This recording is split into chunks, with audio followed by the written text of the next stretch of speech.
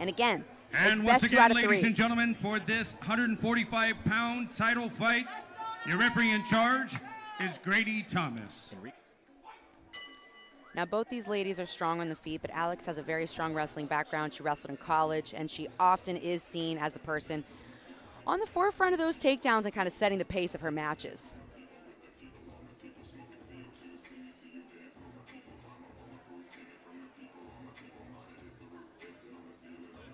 Now, Alex, for her weight class, is fairly tall, so we'll see a lot of times she ends up with opponents like Meaghan, for example, who do a really great job of matching her level or being below her level and have access to her legs, maybe in on some blast doubles. I agree with you. I think that body type allows her to generate the power that she does. It's almost deceptive. Yeah. Yeah, Alex was right in there on a snatch single leg, sets Meaghan down. Meaghan did not look to defend that much. Look how Alex controls the foot to keep Meaghan from standing up. That's something that jiu-jitsu folks don't often think of, but most of the time, the person on bottom, wow, whether it's combat or MMA, combat jiu-jitsu or MMA, is looking to stand up. So oftentimes, jiu-jitsu people, we don't have to monitor the feet like that, but in this situation, it's important to hold the foot because people will just pop right back up. But look at this big knee cut pressure from Alex Enriquez. She has a really deep underhook with her right arm, is allowing to staple Meaghan's left shoulder to the ground. Now she's going to switch over to a mount finish rather than a knee cut. So even though she's not passed, she's going to feel and act like she's in mount already. And oftentimes is a very, very smart thing to do rather than focusing on the knee cut where you kind of let your opponent turn on their side, keep them pressured flat on the back, especially since she's going to be aiming to strike right after. You start to slow cook them. Yeah, the Alex here not rushing is really, really brilliant. She doesn't need to go to a knee cut to finish because once she slides into mount, Meaghan's going to be much more fatigued. She's going to be in a much better position to strike. The ref admonishing Alex and Meaghan to work. I think Alex is seriously working here. That pressure when you're on bottom feels terrible. Potential back take or mounted triangle here. Look at Alex. Watch Alex's left leg. You guys are watching at home. Watch her left leg. If she goes into a hook or, a mount position like this, fairly obviously she's looking for a mount or back, but she also brought that left foot up briefly to go for a mounted triangle and then kind of switched back.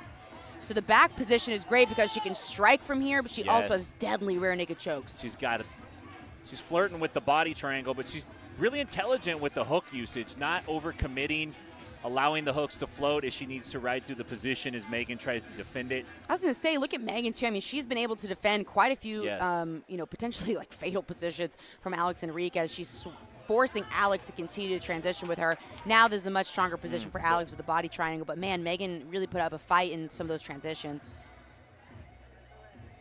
Those body triangles, too, are an extremely hard position to get out of. They take a little bit of your soul. For sure. Just a small slice each time you get put in one. And then you add in those shots to the face when you're trying to think, reach your hands down. Like, now you got a concoction for something that's really nasty. That takes your pride. Oh, for sure.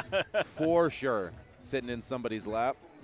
Look at the way that Alex Enriquez uses her left hand to control the wrist, right? So she used that left hand to control the wrist, punch it down, kind of clears the neckline of Meaghan so then her right hand can come back over across the face. She didn't quite finish it there, but it was fairly close, and I wouldn't be surprised if we see a similar transition again. Now there's also striking here, so now we're seeing Alex bring in those palm strikes. 3 minutes and 30 seconds, halfway. There we go. Again, there's the hand fight. She rotates those back and forth so that when one side is defended, she's immediately right back on the other arm. Alex has been very slow and methodical with this, but she has been making sure her positions are very locked down and very controlled. It's very amazing to watch. Not sacrificing any control for the striking opportunity.